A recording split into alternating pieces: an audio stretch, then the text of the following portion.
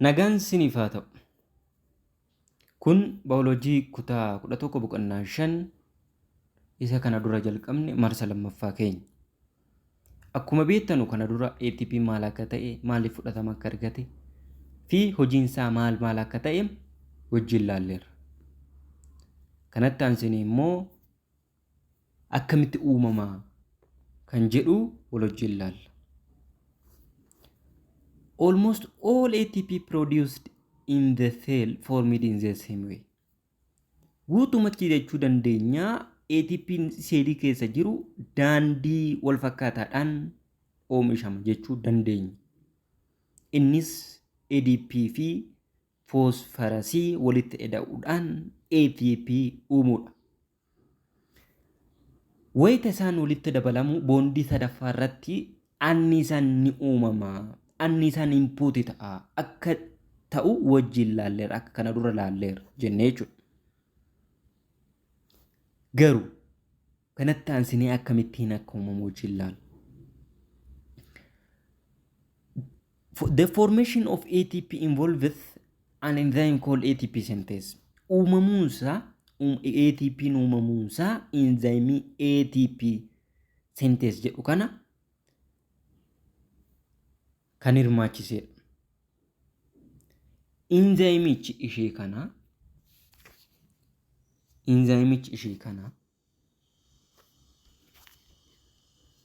hydrogeniin baadhamee dhufee erga gara alaa bahee booda asirratti baay'ee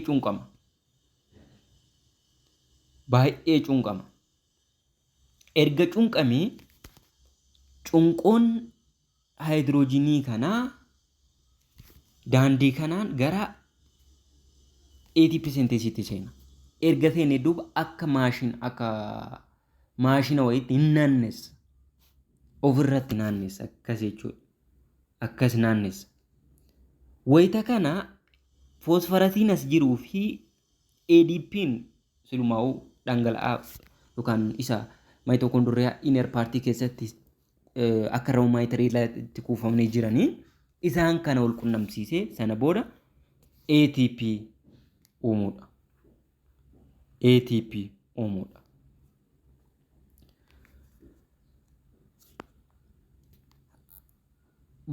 Figure 5 irratti akka agarsiisu jedhama. By the way, ATP synthesiin kun maayitookondiriyaa membreen irratti argama.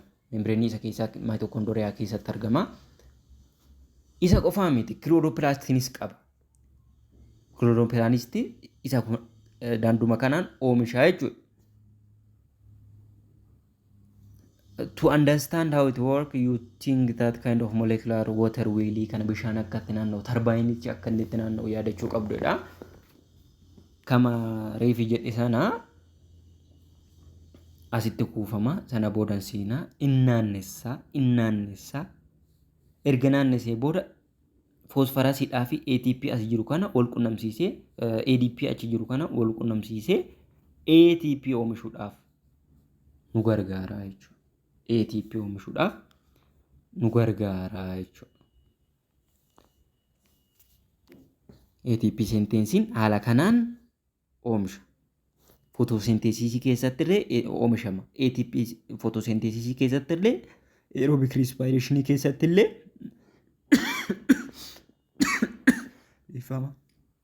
haala kanaan oomishamaa jechuudha. Akkamitti ATP'n gubamiinsa soorataa keessatti oomishama kan jedhu daandii lama qabna. Inni tokko aerobic respirationidha.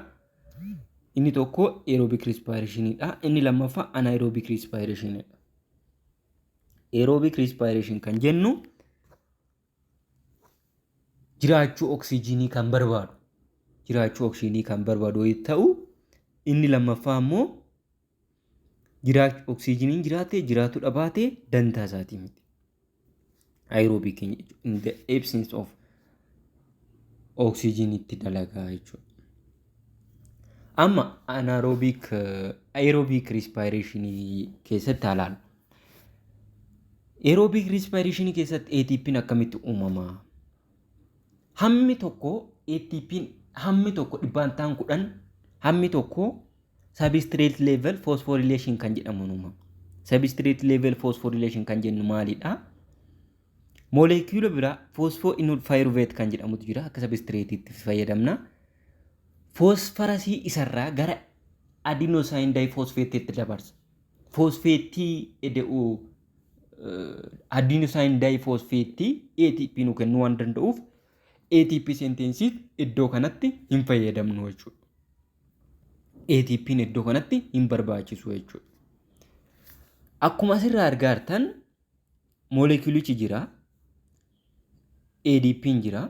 Sana booda phosphorus asirra jirtu kana gara molecule kanatti erga dabarsinee booda ATP keenya arganna jechuudha. Pyruvate qofaasaa hafaa jechuudha. Asirratti no need of ATP synthesis hin barbaachisu. Hamma xiqqishuudha, hamma xiqqooshiitii kan daandii kanaan uumamu hamma xiqqaasaati dhibbantaa 10 qofatu uumama jechuudha. Dhibbantaan 90 immoo giddu seentummaa ATP synthesis barbaada. Inni kunis akkuma sila isiniin jedhee hydrogenii itti fayyadamee rootorii sana spin gochuudha. Naannessuudha. Erga naannessee booda ADP dhaa fi phosphorus wal qunnamsiisee sana booda ATP akka oomishamuuf gargaaraa jechuudha. Irra baay'eensaa gulukoosiidha kan gumata soorataa geggeessu jennee asirratti haasofnu malee kitaaba baay'ee irratti haasofnu malee faatiinis pirootiinis moleekuloonni garaagaraa hin gubatu. Anniisaa gadi nuu dhiisu. Isaan kun hundumti isaa maal jennee waamna? Al tokkotti respiratory substrate jennee waamna. Inni beekaman gulukoosii haa ta'u malee. Maaltu hydrogenii baatee iddoodhaa gara iddootti geessa? Maaltu hydrogenii baatee iddoodhaa gara iddootti geessa kan jennu moleekuloota lama beekamoo qabna. Isaanis nicotinamide adenine dinucleotide dhaa fi flavin adenine dinucleotide naadii fi faadi kan jennu. Lamaan isaa coenzymeidha. Hojiin isaanii hydrogenii baatanii iddoo tokko gara iddoo tokkotti geessudha. Yeroo isaan hydrogenii baatanii baadhatanii deeman reduced ta'aniiru jenna. Yeroo isaan baatanii reduced ta'aniiru jenna.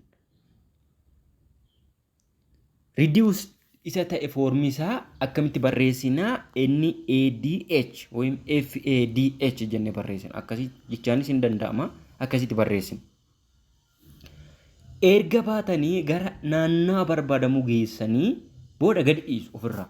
Yeroo gadi dhiisan immoo oxidized ta'aniiru jenna.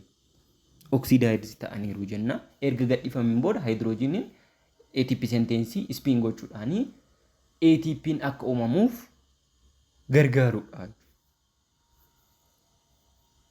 Aerobic staging kuni aerobic respiration kuni stage 4 qaba. Inni jalqabaa glycolysis dha. Inni lammaffaa link reaction dha. Inni sadaffaa Krebs cycle dha. Inni afuraffaa electron transport chain and chemosis jedhamee tartiiba 4 kanatu jira jechuudha. Tartiiba 4 kanatu jira jechuudha. Oxidation and reduction waan gadi fageessinee waa'ee isaanii haasofnuun waa'ee isaanii hamma tokko beekuun nu barbaachisa. Reduction is the opposite of reduction. Reduction kan jennu faallaa oxidationiiti.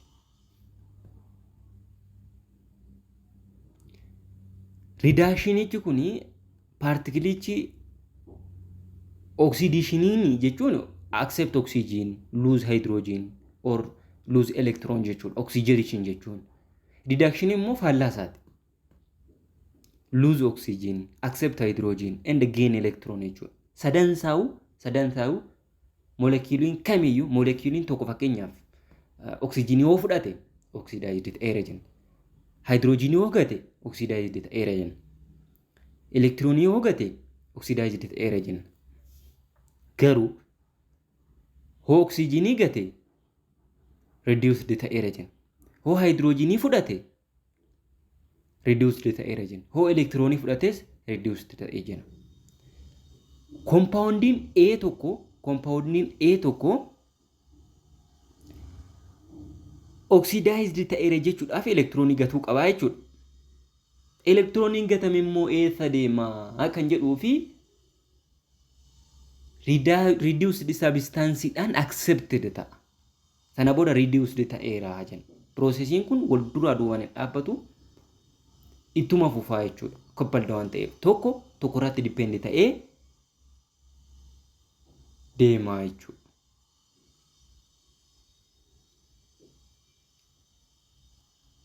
Kana fakkaata piroosesiin isaa. First stage glycolysis jenneerra eessa keessatti gaggeeffama kan jedhuu fi saayitoopilaazmaa keessatti gaggeeffama. Maayitookondoriyaa osoo hin seenne hubadhaa. Gaaffii yeroo baay'ee gaafatamu maayitookondoriyaa osoo hin seenne gaggeeffama jechuudha achi keessatti. Maaliifi moolekiiloonni gulukoosii salphumatti membreenii maayitookondoriyaa seenuu hin danda'an. Saayizii isaan guddaadha waan ta'eef ammas lipiid soolibilii waan hin taaneef. Kanamas kereer moolekiiluun hin jiru kan isa qabatee gara keessaatti seensisu. Sababa kanaaf idduma jirutti saayitoopilaazmaa keessatti piroosesii isaa gaggeessaa jechuudha. Gulukoosii jechuun waa biraa, gilaayikoolaayisii jechuun waa biraa miti. Bakka lamatti qoodamu gulukoosii jechuudha. Gulukoosiin suni moolekiilota xixiqqaa lamatti geeddaramuu jechuudha. Abbaa kaarboonii 6 waan ta'eef abbaa kaarboonii 3 lamatti geeddaramuudha jechuudha. Inni abbaan kaarboonii 3 suni paayiruveet jedhama. Paayiruveetichi saayiziidhaan xiqqaa waan ta'eef gara membreenii maayitookondoriyaatti seenuu danda'a. Gara membreenii maayitookondoriyaatti seenuu danda'a. Akkuma asirraa hubannu gilaayikoolaayisiin eessa keessatti gaggeeffama? Gulukoosiin caccabuudha saayitoopilaazmaa keessatti gaggeeffama. Net ATP ammauntiin 2 ATP asirraa argan. Kan taanu link reactionidha. Krebs cycleidha. Electron transport chainidha. Isaan kun sadansaa'u gara maayitookondoriyaatti seenu jechuudha. Isaan kun sadansaa'u gara maayitookondoriyaatti seenu jechuudha.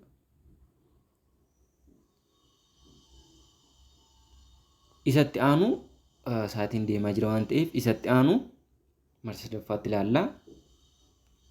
Waan hordoftaniif galatooma.